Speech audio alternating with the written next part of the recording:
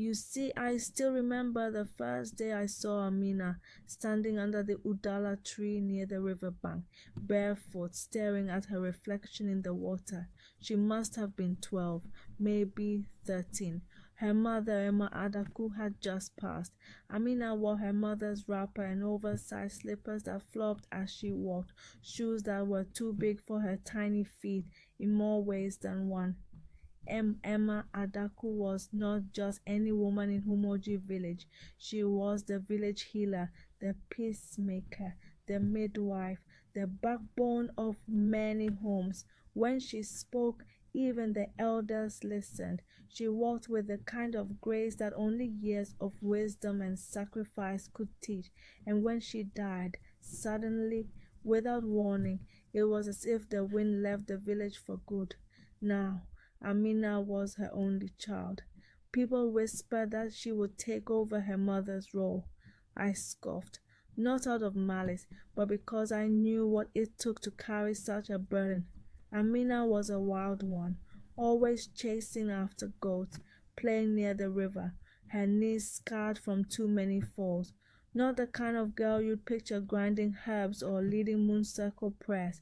Still, tradition is tradition. A week after Emma Adaku's burial, the elders called Amina to the Obi, the village square. She came wearing her mother's white mourning cloth, dragging her feet through the dust. I was there that day, sitting beside Pa Okudili, who whispered, "It is too soon. That child is not ready." But the priestess, Mama Ebele, placed a cowrie shell in Amina's hand and said, "Your mother's spirit lives in you. You will walk in her footsteps." Amina didn't cry. She didn't smile. She just nodded and left. From that day, life in Umoji changed, slowly. At first, Amina struggled. She couldn't tell the difference between udala bark and ugu leaves.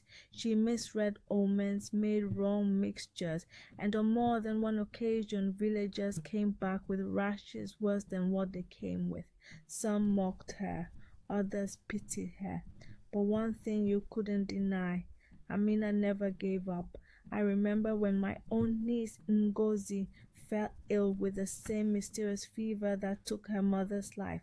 I had taken Ngozi to the big hospital in town, but the doctors only shook their heads. I returned home defeated, only to find Amina waiting on our doorstep with a bowl of steaming herbs and a chant I hadn't heard since Emma Adaku was alive. She said, "Let me try." I hesitated, but I let her in. 3 days later, Ngozi sat up and asked for yam porridge. From that day, I stopped doubting her. Years passed. Amina grew taller, her voice stronger, her eyes wiser. She stopped wearing her mother's shoes. Instead, she walked barefoot or wore her own handmade slippers. But you could see it in her. She still carried that weight, the unspoken grief, the legacy that clung to her like morning dew on elephant grass. And then there was a trial. A man from a neighboring village accused Amina of witchcraft, says she cursed his wife because she refused to pay for medicine. The elders gathered again, this time under the full moon, with the village watching, whispering. But Amina stood tall. She did not plead. She did not beg. She brought the ledger where she recorded every visit, every treatment, every coin paid or unpaid. She recited herbs, diagnoses, names of witnesses. Then she said, "I am my mother's daughter, but I am not her shadow. I do not walk in fear." The chief looked at her long and hard before declaring her innocent. That night, the drums returned to Umoji, and for the first time since Emma Adaku's death, the women danced under the moonlight, their hips swaying, their feet stomping in rhythm to a song of survival. You asked me today about legacy, about what it means to fill someone else's shoes. I will tell you what I learned watching Amina. You don't fill them, you grow your own feet.